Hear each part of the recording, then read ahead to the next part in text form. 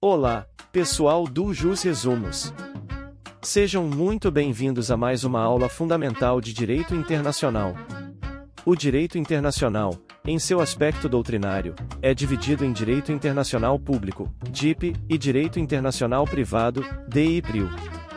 Direito Internacional Público, DIP. O Direito Internacional Público cuida das relações entre os Estados. Sua característica principal é o regramento do conjunto de regras, que vem via tratados internacionais, acordos internacionais e costumes, e que regem as relações entre os diversos sujeitos que integram a sociedade internacional. Desse modo, estamos falando das relações da chamada interestatalidade. Atenção, sempre que uma questão de prova disser a direito das gentes, ela está se referindo ao direito internacional público. Conceito de DIP. O DIP é um conjunto de regras convencionais e costumeiras que regulam as relações jurídicas mútuas entre os sujeitos integrantes da sociedade internacional. Nesse conceito, temos dois pontos importantes: interestatalidade, que são as relações jurídicas entre Estados soberanos, supranacionalidade, que são as relações jurídicas no plano das organizações internacionais. Por exemplo, a União Europeia. Sujeitos de direito internacional público. Os sujeitos de direito internacional público são aquelas pessoas que se relacionam juridicamente na sociedade internacional. Sujeitos originários. Os Estados são considerados os sujeitos originários de direito internacional público. Isso porque as relações jurídicas no plano internacional se dão, prioritariamente, entre eles, numa relação interestatal. É com base na soberania que os Estados detêm legitimidade para criarem, modificarem e extinguirem relações jurídicas no plano internacional. Sujeitos derivados. Se as organizações internacionais são sujeitos derivados de direito internacional público. Elas são criadas pela vontade dos países que as constituíram, ou seja, é o elemento volitivo, a soberania dos Estados, que dá origem a essas entidades. Exemplos incluem a União Europeia, a ONU e o Mercosul. Outros sujeitos de direito internacional, e a Santa Sé, que é considerada um sujeito anômalo de DIP, os indivíduos, que, em virtude da primazia dos direitos humanos, são considerados sujeitos de direito internacional, a Ordem Soberana e Militar de Malta, uma entidade internacional de aspecto assistencial, e o Comitê Internacional da Cruz Vermelha. Atenção, que é crucial entender que os sujeitos de direito internacional possuem personalidade jurídica. Por sua vez, os atores de direito internacional, apesar de se relacionarem na sociedade internacional, não são sujeitos de direito internacional. Um exemplo são as empresas multinacionais. Fontes de direito internacional público. As fontes de direito internacional público são os elementos dos quais nasce o DIP. Fontes estatutárias de DIP. As fontes estatutárias de direito internacional público estão previstas no artigo 38 do Estatuto da Corte Internacional de Justiça, um documento anexo à Carta de São Francisco de 1945. A Corte Internacional de Justiça é o tribunal internacional que julga Estados soberanos. Tratados internacionais. Um tratado internacional é um acordo internacional celebrado por escrito entre sujeitos de direito internacional público e regido pelo direito internacional público. Ele pode constar de um único instrumento ou de dois ou mais instrumentos conexos, independentemente da sua denominação particular. A Convenção de Viena sobre o Direito dos Tratados de 1969, conhecida como a Tratado dos Tratados, é de suma importância, pois fornece os conteúdos gerais sobre o direito dos tratados, conforme seu artigo 2º. O artigo 2º define a tratado como um acordo internacional concluído por escrito entre Estados e regido pelo direito internacional, quer conste de um instrumento único, quer de dois ou mais instrumentos conexos, qualquer que seja sua denominação específica. Atenção, pode existir tratado internacional não escrito, mas ele não será objeto de aplicação dos regramentos previstos na Convenção de Viena sobre o Direito dos Tratados, CVDT, pois ela só se aplica aos tratados celebrados por escrito. As espécies de tratado internacional incluem carta, convenção, protocolo e ata. Observação: o Acordo de Cavalheiros, Gentlemen's Agreement, não é considerado tratado internacional. Ele é um compromisso de ordem moral celebrado entre chefes de Estado e chefes de governo. Portanto, não possui duas características essenciais dos tratados internacionais, e a celebração entre Estados e a obrigatoriedade de vinculação, que se baseia na boa-fé e no pacta sunt servanda.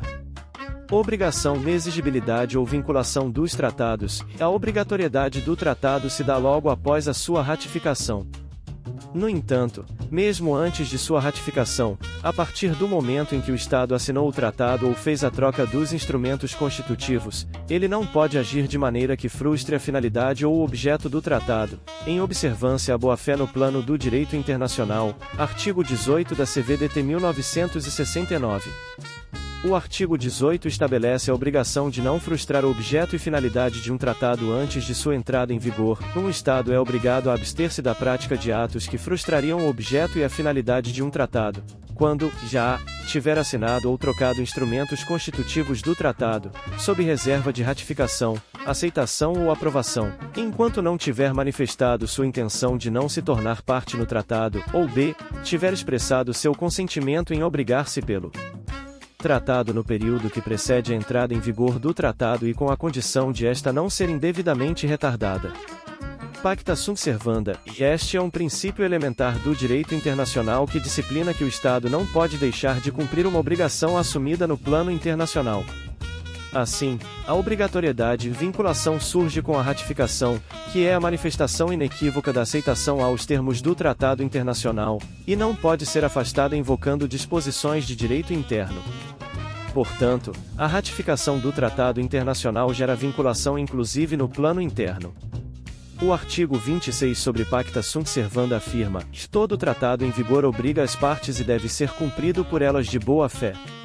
E o artigo 27, sobre direito interno e observância de tratados, complementa: uma parte não pode invocar as disposições de seu direito interno para justificar o inadimplemento de um tratado. Esta regra não prejudica o artigo 46.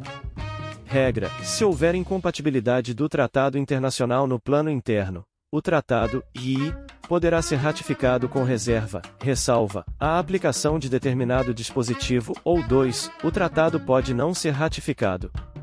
Assim, após a ratificação não pode ser alegada incompatibilidade para afastar a obrigatoriedade do tratado, em respeito à boa-fé. Exceção, e a excepcionalidade do tratado internacional se aplicará quando ele contrariar uma norma de direito fundamental, como uma norma de direitos humanos. Importante, que a competência exclusiva do Congresso Nacional para resolver definitivamente sobre tratados, acordos ou atos internacionais que acarretem encargos ou compromissos gravosos ao patrimônio nacional é estabelecida no artigo 49, inciso I da CR 88. Art. 49. É da competência exclusiva do Congresso Nacional, EI, resolver definitivamente sobre tratados, acordos ou atos internacionais que acarretem encargos ou compromissos gravosos ao patrimônio nacional. Observação: a competência exclusiva não admite delegação. B. Costume internacional, que é o direito não positivado, não escrito via tratados internacionais. É uma prática geral admitida como direito. B1. Elementos essenciais para a configuração do costume, que elemento material, e a prática reiterada de determinada conduta internacional, elemento subjetivo ou opinio juris, o reconhecimento geral da adoção de prática internacional. Atenção, e a jurisprudência da Corte Internacional de Justiça entende que, quando há conflito internacional decorrente do descumprimento de costume internacional, o ônus da prova compete à parte que alega o descumprimento. Assim, ela deverá comprovar a existência do costume, elementos material e subjetivo, e o seu descumprimento. C. Princípios gerais de direito. Já atenção, não se limitam a princípios gerais de direito internacional, mas sim a princípios gerais de direito em um sentido mais amplo, como, de boa-fé, devido processo legal, ampla defesa e coisa julgada. C1. Vedação ao uso de força. O direito internacional repudia que os Estados solucionem os conflitos através da guerra. Por isso a ONU, para a manutenção da paz, veda a utilização da força e incentiva a solução pacífica de conflitos internacionais. C2. Solução pacífica das controvérsias. C3. Defesa da paz. C4. Autodeterminação dos povos, que decorre da soberania dos Estados. C5. Não intervenção. Atenção, sobre a R2P. Responsibility to protect para promoção, proteção e respeito aos direitos humanos, poderá ocorrer a cooperação de um Estado atuando em outro, sem que isso configure violação à autodeterminação e à não intervenção. C6. Respeito aos direitos humanos. C7. Igualdade dos Estados. No direito internacional público prevalece o princípio da horizontalidade entre os Estados. C8. Cooperação jurídica internacional. C9. Boa-fé. C10. Pacta sunt servanda. Fontes secundárias de DIP. As fontes secundárias de DIP são meios auxiliares para a determinação das regras de direito internacional. A. Jurisprudência. Somente a jurisprudência dos tribunais internacionais é admitida para a determinação das regras de direito internacional, excluindo, assim, a jurisprudência de tribunais nacionais. B. Doutrina. Fontes não estatutárias são aquelas fontes não incluídas no rol de fontes do artigo 38 do Estatuto da Corte Internacional de Justiça. A. Soft law e instrumentos de direito internacional que retratam direito flexível, que admitem relativização. Um exemplo é a Agenda Internacional de Meio Ambiente. B. Atos unilaterais dos Estados, manifestações de vontade capazes de gerar efeitos jurídicos em âmbito internacional. Um ato unilateral de um Estado, para ser considerado válido, deve ser capaz de criar um direito a outro Estado ou uma obrigação para o Estado que produziu o ato unilateral. Não pode ser considerado válido em âmbito internacional o ato unilateral que proclama direitos ao próprio Estado declarante. C. Decisões das organizações internacionais. Se as decisões das organizações internacionais, como resoluções, recomendações e declarações, também têm um papel importante para a aplicação e a evolução do direito internacional. Por exemplo, as resoluções da Assembleia Geral e do Conselho de Segurança das Nações Unidas. Para finalizar, é importante mencionar o artigo 53 da Convenção de Viena, que trata do tratado em conflito com uma norma imperativa de direito internacional geral. Jus cogens é nulo um tratado que, no momento de sua conclusão, conflite com uma norma imperativa de direito internacional geral. Para os fins da presente convenção, uma norma imperativa de direito internacional geral é uma norma aceita e reconhecida pela comunidade internacional dos Estados como um todo, como norma da qual nenhuma derrogação é permitida e que só pode ser modificada por norma ulterior de direito internacional geral da mesma natureza.